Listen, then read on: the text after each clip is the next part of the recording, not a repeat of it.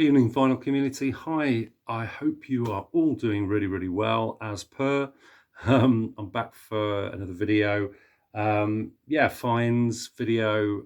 It's been a while because I haven't been buying very much. As I've mentioned before, I'm kind of limiting the stuff that I'm buying because I'm just kind of running out of room and capacity in terms of records. So, but I'm still buying.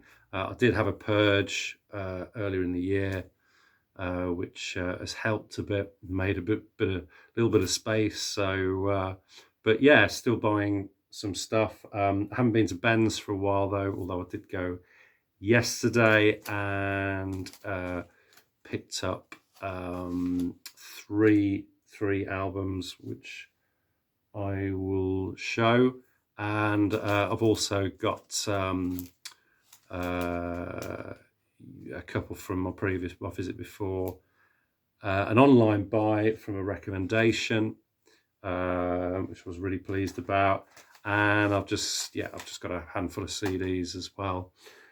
So yeah, I'll start with the CDs first of all. Okay, so the first one is this one. This is a London band called Aura, and the story behind this is that I often go through YouTube looking at various kind of 60s and psych lists that people have put together and put out there, and in amongst one particular list, I just came across this, and yeah, I was absolutely blown away. But it wasn't the album; it was actually the opening track, which is a song called "Seascape," which is just absolutely just a sublime folk piece. There is a video, if you go on YouTube, that accompanies it, black and white video, just of kind of this girl sort of finding a ring, and just it's just beautifully atmospheric, and just suits the song perfectly. So yeah, this is a group headed by Jamie Rubenstein on vocal and guitars, and there was bass and keyboards and drums. It's three guys that met up in London Polytechnic in, I think, '67, and they got together. But this was their one and only release in 1969. I think it's very obscure. It's highly unlikely you'd find a copy, but then you never know. So I say this was a cheap reissue that I managed to find online. It's actually my second copy. First one was sent sealed, but only with one disc, which is the main album. The bonus disc was missing, and that's why I got it, because the songs on the bonus disc are actually better than the main album, and the versions of the songs are really weird how they didn't put out the songs on the second disc as a sequenced, obviously, in perhaps a more coherent way. I think would have made a much better main release, but you know, anyway, we've got all the music. So I think this pretty much mops up and sort of is a sort of career retrospective. Just some fantastic Baroque songs on here, and just lovely sort of ballads, well thought out ballads, some great lyrics, elements of psych, obviously because of the time, very atmospheric, just beautiful. The last song on the site, on disc 2, has a fantastic orchestral arrangement, and it's called Thank God. And yeah, God knows why they didn't put that on the main album, because that's probably one of the best tracks. So yeah, worth sort of curio from the late '60s. Worth checking out if you've not heard them. Okay, sticking with the '60s, sort of sunshine pop band that I've always been on the lookout for their studio albums, just never see them because they were just big in the US. I don't know whether they were particularly big over here. I've seen the greatest hits compilation a couple of times, but it's never in very good condition and sometimes expensive. Yeah, so this is the Association. So I just pulled the trigger because the main album that I wanted was their fourth album, which is Birthday from '68, which had a reissue some years ago with sort of bonus tracks and everything, but it's really hard to get hold of. Now I always look for it at fairs and so on, but I've never seen it.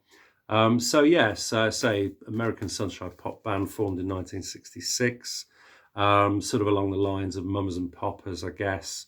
Quite light in tone, but wonderful harmonies, and the songs are really, really well arranged and produced. Yeah, and there's some really nice deep cuts on the albums as well. So I didn't just want the greatest hits, because for me, some of the best songs weren't singles of theirs. But yeah, you just got some really, really nice songs here. Never My Love's fantastic. As I say, Birthday itself, Come On In, the opener's great. Toy Maker, really nice. Birthday Morning. Yeah, the weakest is probably the fifth album, where they're going for kind of a bit more of a mainstream kind of rock sound.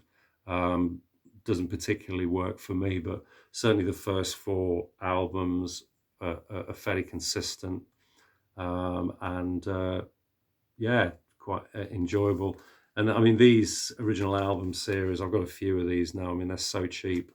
I think it was about 12 quid, I think, for 5 CDs, and you can't go wrong, really, can you? So, okay. Other artists I've been getting into really heavily over the last couple of months or so, and can't believe I've never got into them before. It's the Waton Family.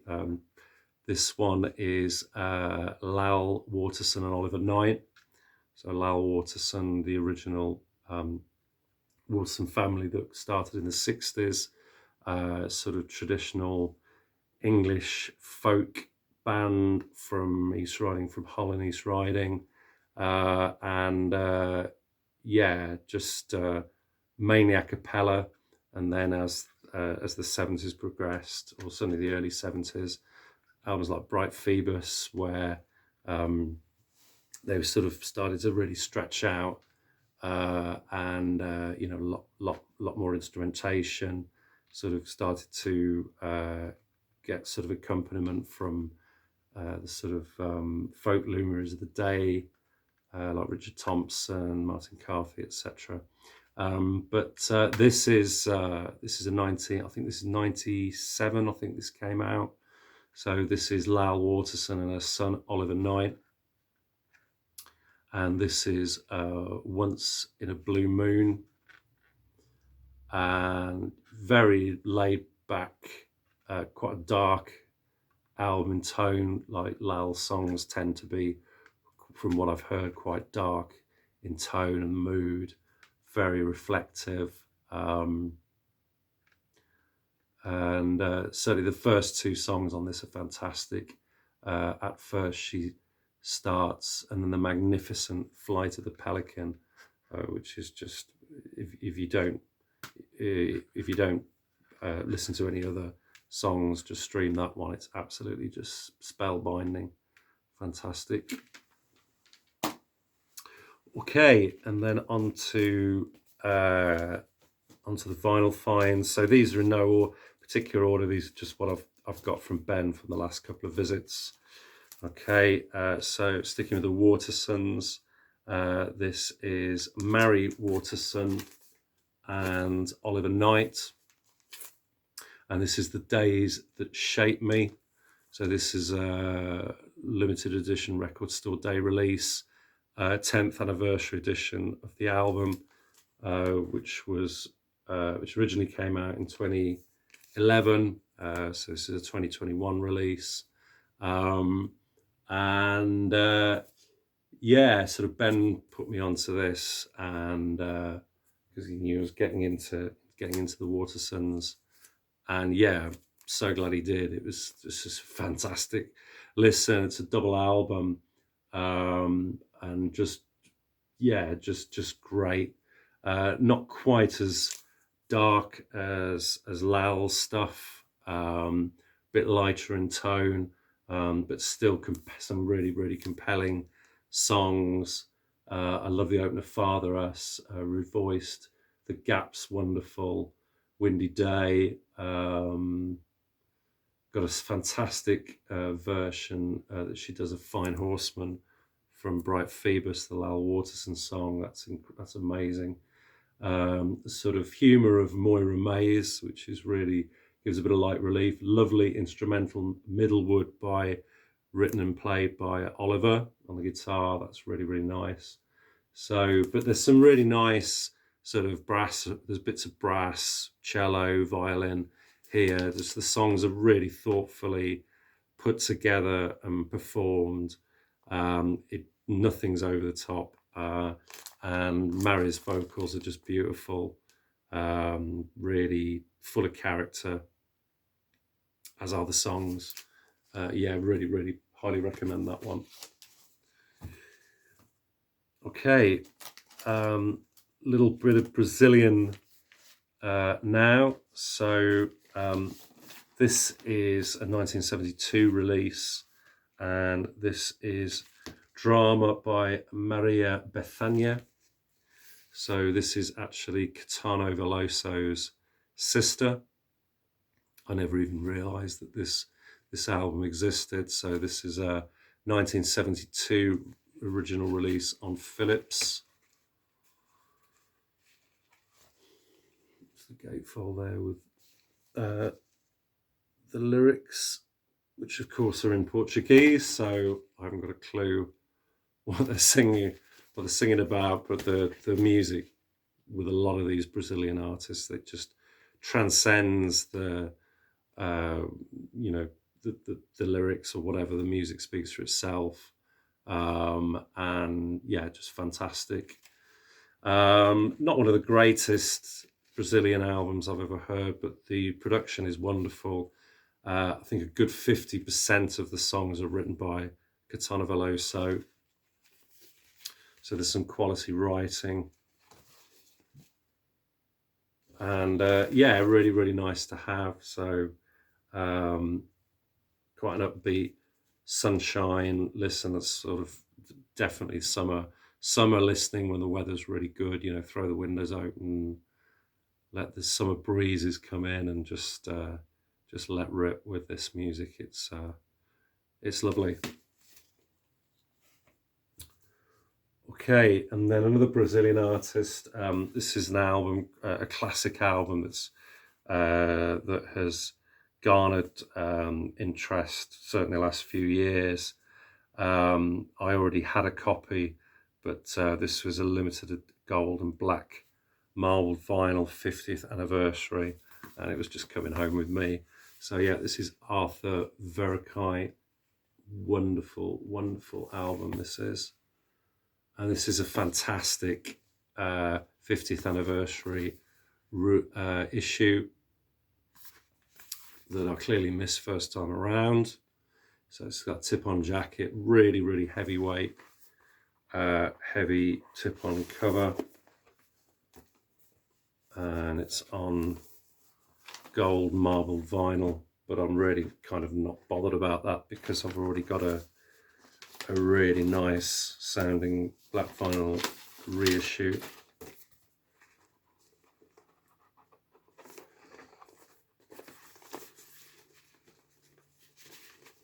And it just comes with some wonderful goodies as well in the package.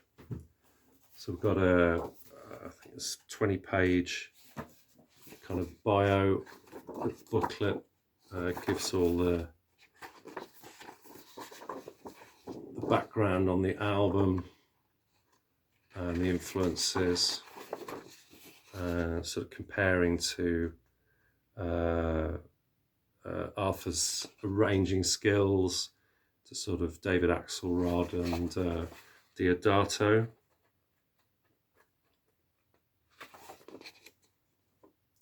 And just the sort of musicians that he had in the studio. As I say, he kind of arranged it all as well, and the arrangements on the songs are just absolutely just stunning. But obviously the songs themselves, it's no good if the songs themselves aren't fantastic, but they are. Anybody who's heard this album knows how terrific it is.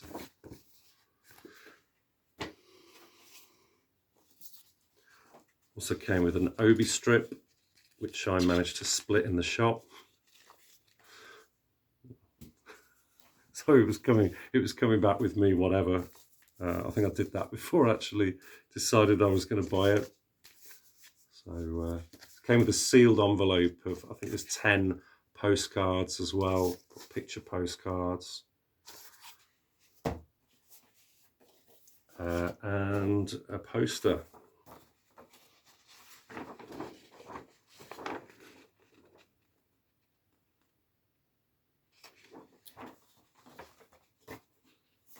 So yeah, all in all, really, really, really happy to get that wonderful release. Okay, and then another recommended album from Headley, another fat bearded man talking about records. So yeah, he's done it again and recommended another really stellar album for me to listen to. This is Tommy Flanders and the Moonstone. So this is an Americana artist from the late 60s. This is, I believe, his first solo album from 1969. I think he was in, was it the Blues Project, I think, before then.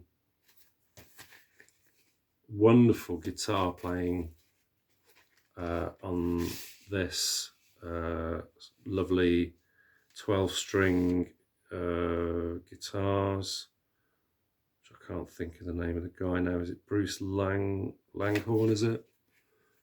That really gives a lovely atmosphere to the songs. It comes with an inner with some notes, but it's in Russian, so it's a curious one because it's it's a Russian Russian issue. So he obviously must have had some must have had some success behind the Iron Curtain back in the day, and obviously there's still obviously enough he's popular enough to warrant doing a reissue. So but yeah, some really lovely songs on this. It's not really a bad moment, but some highlights for me are the wonderful Blue Water Blue. It's just so atmospheric. Reminds me a bit of Ryan Adams. And then we've got Detective Stories, great. The Moonstone itself is really atmospheric. Angel of Mercy's wonderful. Boston Girls. Yeah, it's just really, really nice. Laid back, listen. Fantastic stuff.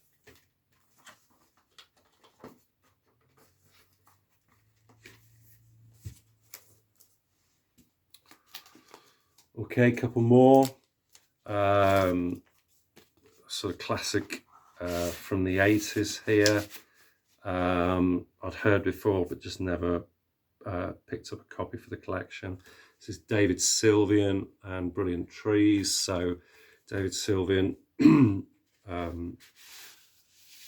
from Japan. This is obviously after they split up, and he'd gone on his own. So this is from 1984.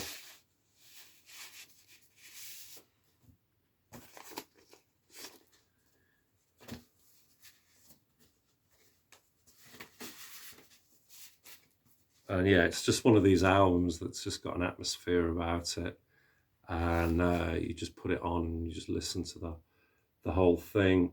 My highlights for me, probably my favourite's the second track, The Ink in the Well. I love that one.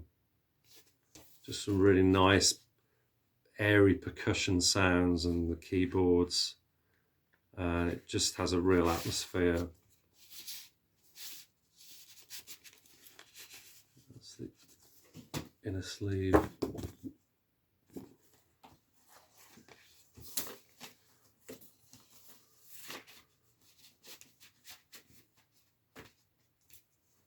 So that's David Sylvian and Brilliant Trees. Okay, and the last one, one I've seen at Ben's for a while. Don't know why I never picked it up, but I decided to pull the trigger on it. This was a record store day release from, I think, 2020. So this is Sandy Shore and Reviewing the Situation. So this is a double album, but it's a reissue of the original album, which I think came out in 1970, which is covers. It's all covers, and it's kind of, she's falling into the kind of psychedelic kind of rock vibe of the time. So you've got the title track, Reviewing, the great version of Reviewing the Situation. There's a version of Lay Lady Lay, Dylan. Walking the Dog, interesting version of Love Me Do. Not sure, entirely sure that works, but Coconut Grove from John Sebastian's song, and then ends with a version of Sympathy for the Devil. And then on the bonus album, we've got Frank Mills, really nice version of Junk by McCartney. And then By Tomorrow, Maple Village, that's a really nice song. Another Beatles, another version of The Fool on the Hill, and then ends with Love Is for the Two of Us. It sounds wonderful. It's really, really well produced, really comes out the speakers. And yeah, I was really pleased to have it, because I didn't have any Sandy Shore in the collection, and it's certainly better than the sort of dippiness of sort of Puppet on a String. Yeah, great stuff. Okay, so that's it, guys. Yeah, hope everyone is keeping well. Yeah, and you have a good week ahead. And yeah, I'll be back again hopefully soon with another video. Cheers, take care of yourselves. Bye-bye.